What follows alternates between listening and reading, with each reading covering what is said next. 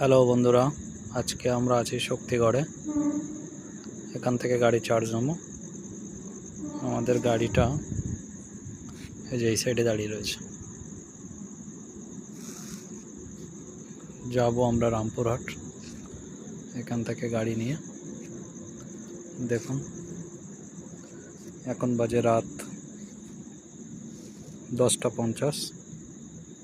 Station পুরো খালি। স্টেশনের উপরে ফুলগুলো দেখুন কত সুন্দর লাগছে।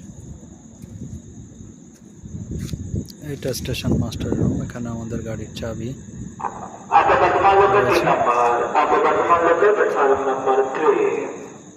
এই হলো শক্তিগড়ের রাতের স্টেশনের চিত্র।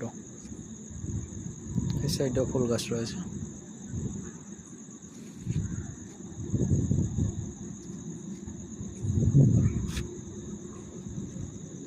সবাইকে শুভরাত্রি।